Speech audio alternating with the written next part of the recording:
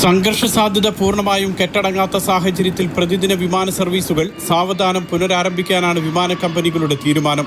March 6 രാവിലെ 6 മണി വരെയുള്ള Ittihad വിമാന സർവീസുകൾ റദ്ദാക്കി. എമിറേറ്റ്സ് എയർലൈൻസ് ഈ മാസം 7 വരെയാണ് സർവീസുകൾ റദ്ദാക്കിയത്.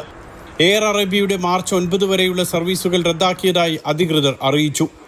Air India express, fly Dubai, Qatar Airways തുടങ്ങിയ കമ്പനികളും വിമാന സർവീസുകൾ പുനരാരംഭിക്കുന്ന കാര്യത്തിൽ അന്തിമ തീരുമാനമെടുത്തിട്ടില്ല.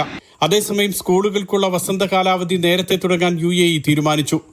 ഈ മാസം 9 മുതൽ 22 വരെയാണ് അവധി നൽകുക. മാർച്ച് 9 വരെ റിമോട്ട് ക്ലാസുകൾ മാത്രമായിരിക്കുമെന്നും അവധിക്ക് ശേഷം ഈ മാസം 21 ക്ലാസുകൾ പുനരാരംഭിക്കുമെന്നും വിദ്യാഭ്യാസ മന്ത്രാലയം അറിയിച്ചു. സംഘർഷം തുടരുന്ന സാഹചര്യത്തിൽ ദുബായ് ഗ്ലോബൽ വില്ലേജ് ഇന്നും തുറക്കില്ലെന്ന് അധികൃതർ വ്യക്തമാക്കി. രാജ്യത്തിനു നേരെ ഇന്ന് 3 മിസൈൽ ആക്രമണ ശ്രമങ്ങളും 129 ഡ്രോൺ ആക്രമണ ശ്രമങ്ങളും ഉണ്ടായതായി UAE പ്രതിരോധ മന്ത്രാലയം വ്യക്തമാക്കി. 121 ഡ്രോണുകൾ ആകാശത്ത് വെച്ച് തകർക്കുകയും 8 എണ്ണം മറ്റിടങ്ങളിൽ വീഴുകയും ചെയ്തു. ആകെ 941 ഡ്രോൺ ആക്രമണ ശ്രമങ്ങളാണ് UAEക്ക് നേരെ ഇതുവരെയുണ്ടായത്. രാജ്യത്തെ ഓഹരി വിപണികൾ അടക്കമുള്ള വ്യാപാര വാണിജ്യ കേന്ദ്രങ്ങളെല്ലാം വീണ്ടും സജീവമായി തുടങ്ങിയിട്ടുണ്ട്. തെറ്റിദ്ധാരണയുണ്ടാക്കുന്ന വാർത്തകളും ദൃശ്യങ്ങളും പ്രചരിപ്പിക്കുന്നവർക്ക് 2 ലക്ഷം ദിർഹം വരെ പിഴയും ജയിൽ ശിക്ഷയുമാണ് UAE പ്രഖ്യാപിച്ചത്. Mathrubhumi news, Dubai.